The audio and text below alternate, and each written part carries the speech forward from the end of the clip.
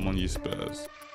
Welcome to Come on, Ye Spurs TV. We'll talk about everything Tottenham. Today we want to do a preview of the match between Manchester City and Tottenham taking place at the Etihad Stadium. We've kind of given a cheeky title today, and the cheeky title is Aussie Pep versus Pep. Attack of the Clone. For those who get it, we'll come back into that in a minute.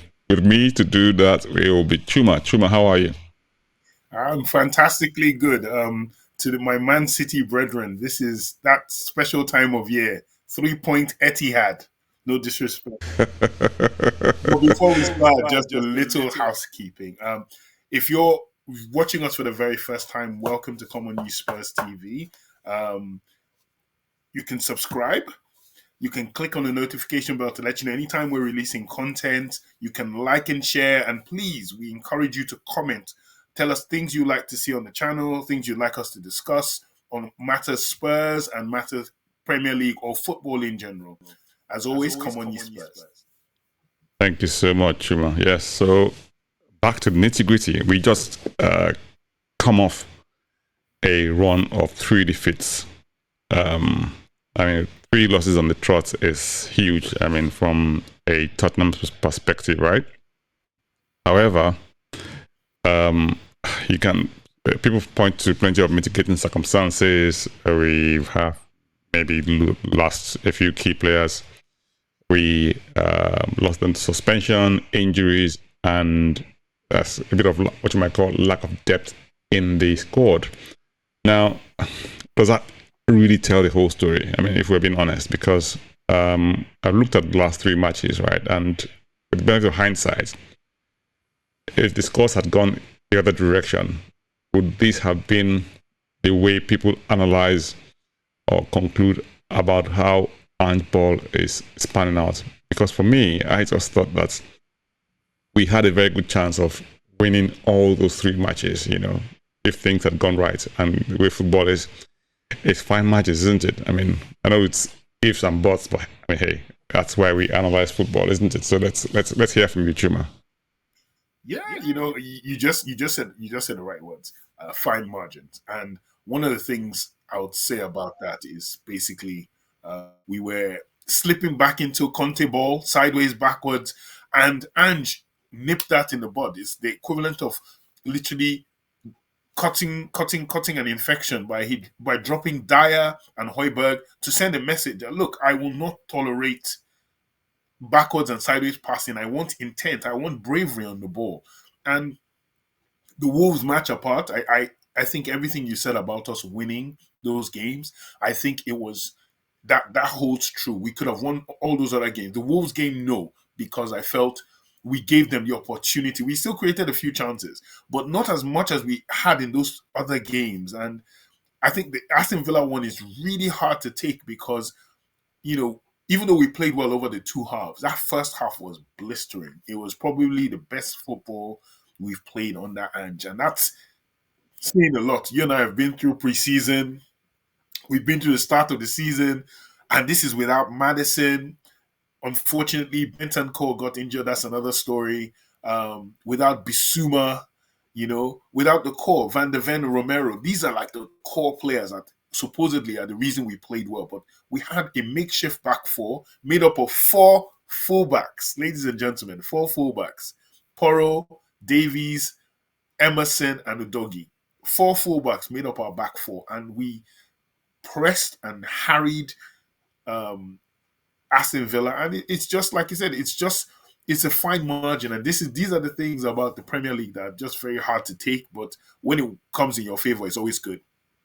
Right. So it's a very good point you made about us having to play 4 fullbacks, I mean, at the back on account of injuries and suspensions and all the missing guys.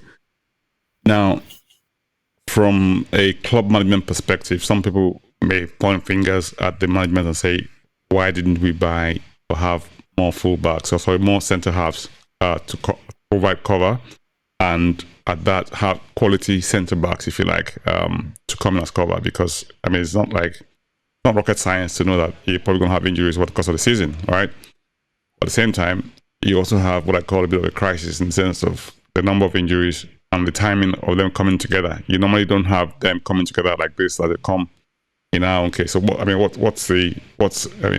you say to that, to those people who would, point the finger and say, oh guys, I mean, it's not like we knew that there won't be injuries, there won't be suspensions, and yeah, I mean, can't cry and say that, oh, we don't have, you play for football. I mean, come on, that's why you manage a team. That's part of management, isn't it? Well, I'll use the wonderful French term moitié, 50-50. It's a catch-22, another cliched word, where yes, you're damned if you do, damned if you don't. Yes, I believe it was an error not to buy one or two more centre backs, but I think there's something as an increasing trend, if you've noticed, in and around Europe and the Premier League itself, of a lot of injuries. And a lot of analysts are looking at it from the point of view that that World Cup changed the way football has been played. We've never had a December to January where there was no football for some internationals, grueling international tournament where they had to win. Players really exerted themselves. They had really to recuperate. And yes, we keep going on about footballers being paid huge sums of money, but they're still human beings at the end of the day, and their bodies need rest. So a lot of things have played their way into injuries. But yes, I believe Spurs management dropped a baton by not buying another centre back at least. But you can only play what's in front of you, like you said earlier on. And to me, I think Ange has done a reasonably good job in trying to mitigate for that error of not buying the defender by saying, "Look, I'll work with what I have. Let's see how it goes." And he almost pulled it off. We're 6 points out of 9. Let's just say no one would be saying these things. They would say it, but it would be in a minority. But when you're 0 points out of 9, well, those voices start to ring loud and clear. Right. So we go to City. City flying high. They are second in the league behind those guys up the road. We don't say their name on this program unless we really have to. But hey, yeah. But they're behind, and I mean, all indications are that they just lurk in with a view to sort of going on a run. Right now, is this where the run begins or where they stutter? Because we all know in the course of a season, teams would always encounter maybe challenges, either with suspension, lose some key matches that they're not meant to lose. I mean, on paper, and I mean, if you look at the losses they've had this season, they've lost to Wolves, they've lost to Newcastle. Now, on paper, those are matches that they should win, but it didn't happen. So yeah, I mean, we have a reasonably good record at the Etihad. How do you think this match is going to pan out, given the limited resources that we have available? Okay, fine. We have a few players coming back. And yeah, so let's just have a look and see what that looks like. Bissouma possibly will be returning. What's his name will also be returning. Romero's not returning yet, is he? No, Romero comes back the next game. Yeah, so Bissouma is back in the next game. So that should hopefully tighten up. We don't know when Sar's coming back. Is Sar coming back? I mean, what's the detail on his injury? It's see as you go. See as we go along. It's not that bad that it's a long term. It's not. He's just watching and as we go. We haven't seen training to know. Like, no pictures have emerged of content of training to see who's there and who's not. But he's doubtful at the moment. So, yeah, I think we can more or less rule him out for a bit, I think. But I think the return of Bissouma is just enough for me. I don't mind having a midfield of Højbjerg, Bissouma, and Lo Celso, to be honest with you. If they can exist in that way, all the better.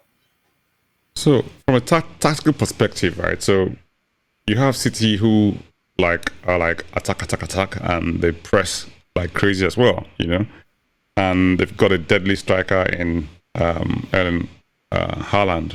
And you think, how's that gonna match up against Emerson and Davies in the center of the park, And how do we cope with that threat? you know, in away at the Etihad, you know, given the track record, you know, I mean, you go first, and I'll say what I have, what I'm thinking for. I mean, let's hear from you. We may agree or disagree, but let's go. I think we spoke earlier on. Ange only knows one way. He only knows how to attack. He doesn't know anything about sitting back. He doesn't know about setting up a defensive formation, defensive tactics, and counter attack. And no, he gives as good as he gets. So it's one way. It's what it's a term someone used for the late Kobe Bryant and Michael Jordan. All they know is how to kill. They don't know anything else. You can't tell them to now be passive or pass the ball. They're killers. Ange's football is direct killing, attacking football. I'm here to match up with you. And I think it works better when you press Tottenham as well. Excuse me.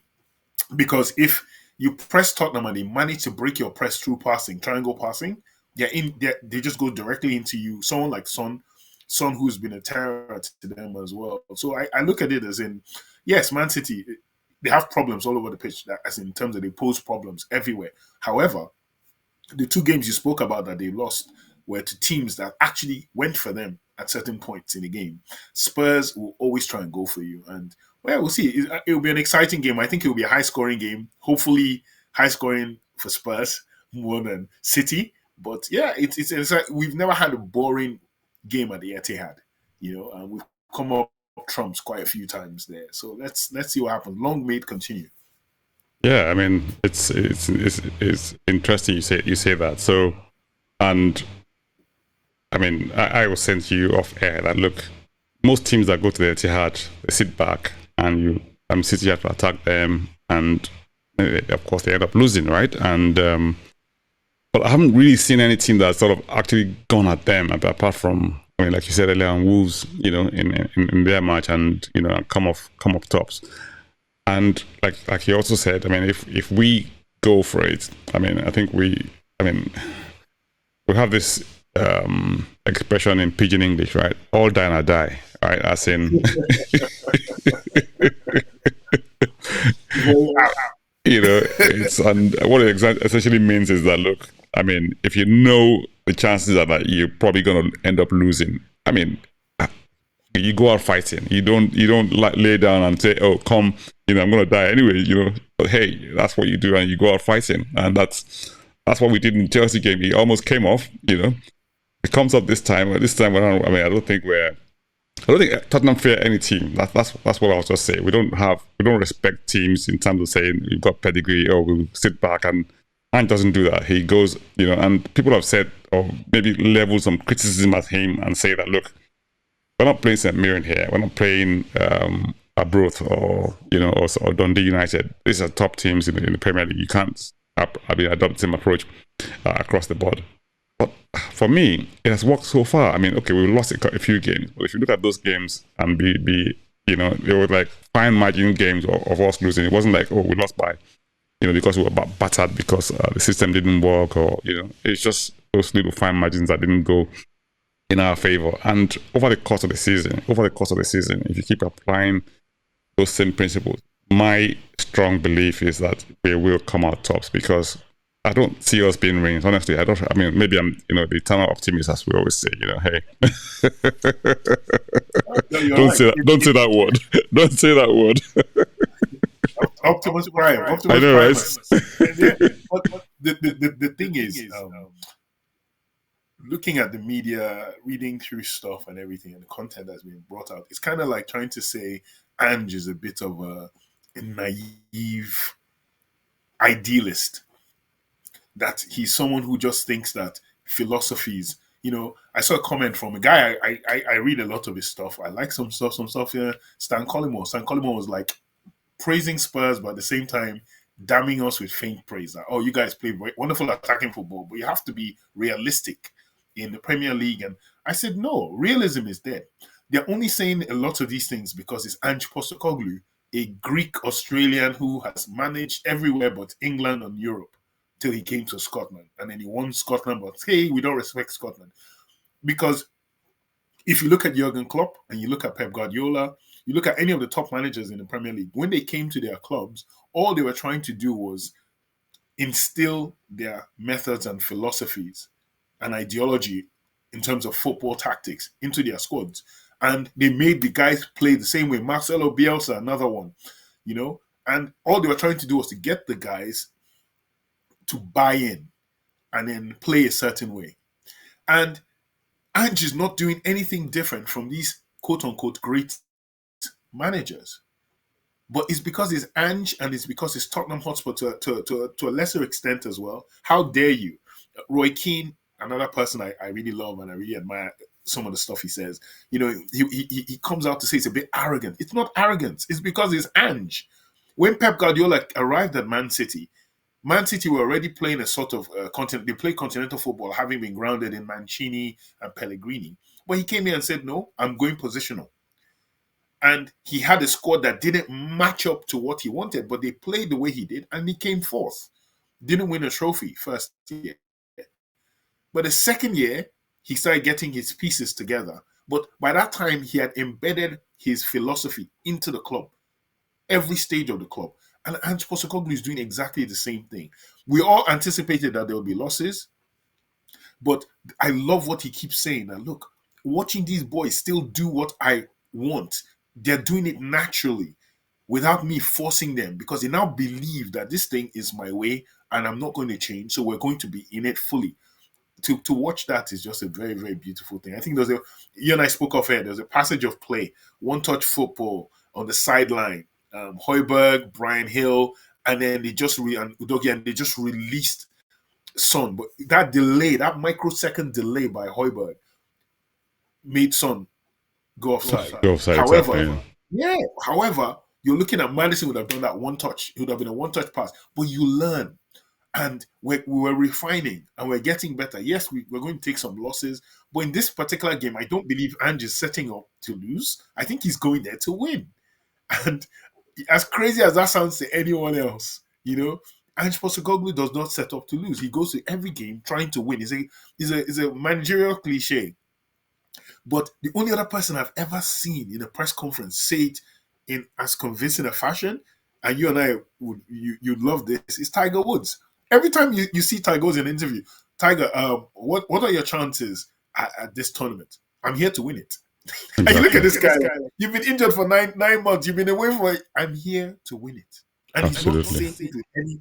And Ange is doing the same thing, in my opinion. He's like, look, I don't know how else to play. I'm coming to City to try and take Guardiola's heart. And, you know, this is like for me, you know, my cousin actually texted me. One of my cousins texted and said, oh, you guys going to play Man City is like 300, the movie. You have Spartans, but man, dude, the whole of Persia is coming for you in that little narrow cap corridor. I say, yes, like you said, all die and die, but we'll take some people with us.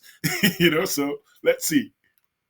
Right. So if we set up to win, God forbid, it doesn't happen that we win and things turn out not the way you expect in terms of the outcome, i.e. we lose. Now, that will have been 4 games on the trot that the team has lost. Now, what does that do to the team's morale? Even though I really don't want to sort of countenance what if that, I mean, that happened, because obviously it's a distinct possibility. And because it's a distinct possibility, you need to sort of maybe potentially plan for it. I don't know, but I mean, or maybe not even plan for it at all, because that means that you don't believe. It's one of these two, what's that thing called? Mindset management things, if you like. Because on the one hand, you have this notion that, look, whatever happens, I'll keep playing my game. Whatever happens, I'll keep playing my game. So I'm not going to even think about losing this match. You know, that loss doesn't come into play. What do you think?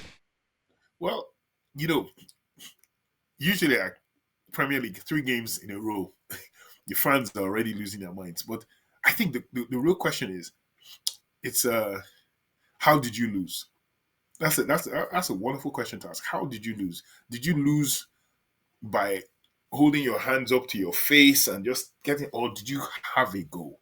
And my goodness, Spurs have had goals, you know, and it's like you said, just those little fine margins, and that the difference between a loss, a draw, and a win. And 4 losses will be very hard to take. Any loss is hard to take. But I just want to know: are you guys going to what the same thing with the Spartans as well? Keeping it on that Spartan theme. When they leave, when the Spartan soldiers leave to war, their wives tell them this. Their wives tell them, "Go and win victory, or come back on your shield. Die fighting."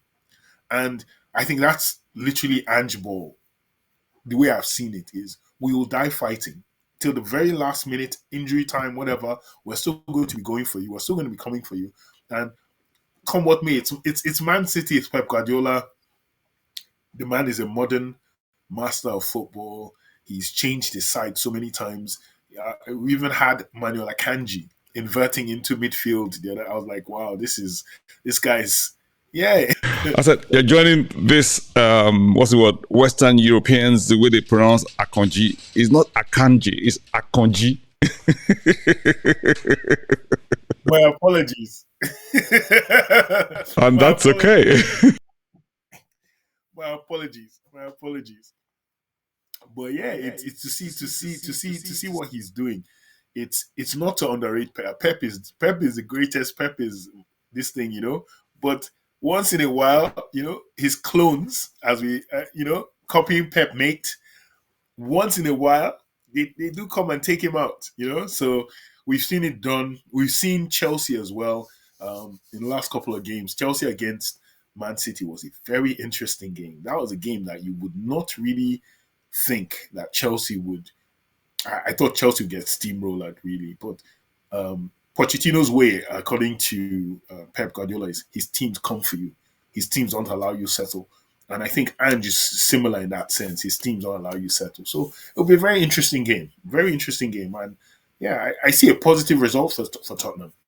Right. So, I mean, how do you reckon we're going to set up, given all of that? I mean, thinking, and then given the fact that, okay, we've got a bit of a depleted squad. So it's really now, and then with a few of the players coming back, potentially, it gives us a few more options in terms of how potentially we could set up in midfield, If you recall, but I think a lot of chances were created, but I mean, just fine margins, like, again, didn't enable us to sort of take up those key positions and transform into a win. If we come up if the same thing happens this time around, we have good opportunities and hopefully we able to take them. It sets us up nicer than how things have turned out in the past. So if you look at the back line, I mean, Vicario, okay, he had a reasonable game the last time, and some people gave him 7.5, some people gave him 8 performance, and some of us said, okay, maybe if you look at his record over the course of the season so far, he's been actually fantastic. So maybe that sort of shielded him from a little bit of criticism from that Ollie Watkins goal, because potentially if he had gone down a little bit earlier, maybe that might have saved that ball from going in. But I thought Watkins was really, really good the way he took that chance, because he took it very, very early, much before anyone reacted. And that was a key thing in that goal. I don't think it was Emerson being slow or Vicario being slow. It was just him being too quick, And when you, like I always say about goals, it's either someone's bit of skill or brilliance or somebody else's error. I thought it was a bit of skill from Watkins that sort of gave that Villa opportunity and made them score. So I mean, potentially you have Vicario and go. I don't see him that changing that, do we? No. Right. So the backline will probably still remain Porro. Porro will probably hopefully hold that role. Now, is he going to go with Dyer or still go with Emerson? I think Dyer will return. Okay. I think he'll return because of the experience. Even though he doesn't have the pace. Actually, I actually think it might be Emerson and Dyer, to be honest with you, because he needs somebody with recovery pace and he needs Dyer who has more control and experience. So you have to put a pace. That's the reason I think he went Emerson and Davies. One person is faster. Emerson is faster. So long as he can pair a fast person next to one of those two guys. So my guess is I think Dyer comes back. I think it's with Dyer playing the left side, and Emerson Royal playing the right centre back. That's what I think. Okay. Or it could well. I mean, keep the same Or lineup. he'll shock us and keep the same. I would not be surprised if he kept the same back four. Okay. They didn't do that back. So if we look at the middle of the park is where the potentially most of the change is going to come from, because we lost Bentancur, who was just recovering from an injury. Unfortunate.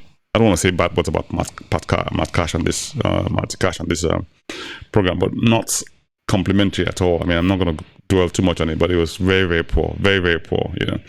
However, it is what it is. We've got to move on, and then not dwell too much on it. So it leaves us with the choice of three, right? From Højbjerg, Lo Celso, Bissouma, Sa, and who else? Yeah, and then maybe Kulusevski coming back from, playing Madison role. What do you think? So how do you think he's going to set this up? I would go Bissouma, Lo Celso, and Højbjerg.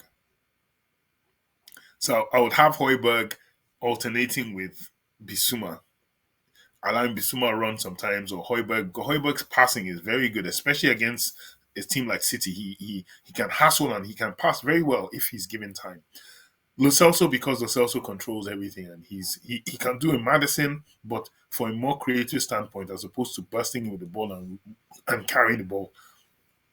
Some of his passes into Brian Hill in the last game, he was passing forward to Kulusevski. It was brilliant passing by Lo Celso. That's what he's good at. He creates from deep. So I'd have him, Bissouma, and Højbjerg.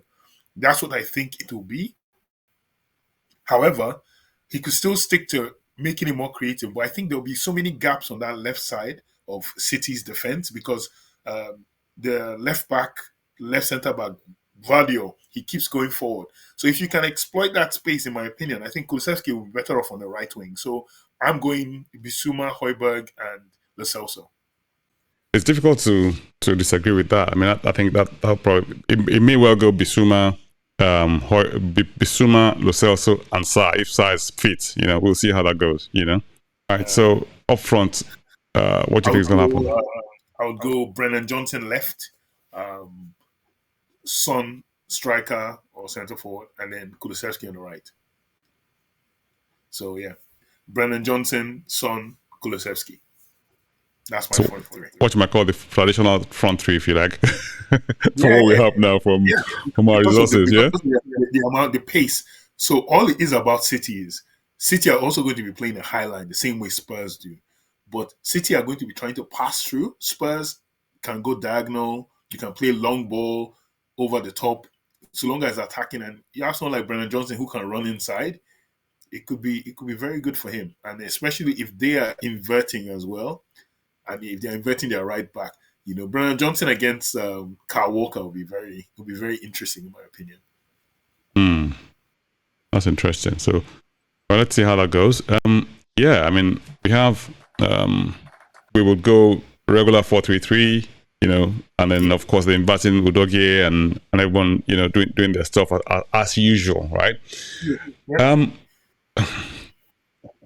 Score predictions. Now, the score predictions thing is one of these things where, okay, so on the face of it, City would look to be, Tottenham seems to be the underdogs in this particular case, right? Because of City's form, history, pedigree, and all this stuff. And the fact that we got a depleted squad, we don't have a settled side, and we're missing plenty of players, Now, and we're coming off the back of a run of, results form as opposed to team form, if that makes sense, because we've been playing well, but we haven't been having the results. So from a result perspective, it hasn't really worked out the way we expected it to work out. But if it looks like, if things work out on this one, it might be what you might call it a revival of fortunes. What do you reckon? So let's just do a bit of score predictions. What do you think? So I would go 1-1 reluctantly, but hey, I've always gone Tottenham win, so hey. But I'll go 1-1 on this one. Well, I go 3-2 to Spurs. I don't know why. I just think it's not necessarily that Man City will not play well or Tottenham. I just think we have some kind of hoodoo over Man City for whatever reason. The same way certain teams come and beat Spurs and like they have our number, like Chelsea. I think we're like the Chelsea to Spurs. Spurs do that to Man City. I don't know. I just 3-2 for no reason. It could be. I don't know what's going to happen, but I just think we just have this thing over City. I don't know. City are just like very, yeah, they find it very weird playing Spurs sometimes. So I just think 3-2 City. But we're the underdogs. Most people will tell you City are winning. So we'll see. I want you guys to join us on the 90 minutes unplugged episode of Tottenham. Of Common Ye Spurs TV, where we talk about everything Tottenham. We have this live stream post match. It's going to take place from 7:15 on Sunday, the 3rd of December. So we look forward to see you guys there to join us on post match chats, banter, key moments and stuff like that. So yes, Chuma will be here as well. I'll be here, and maybe we'll have one or two other guests alongside both of us as well. So we very much look forward to seeing you guys. In the meantime, come on, Ye Spurs.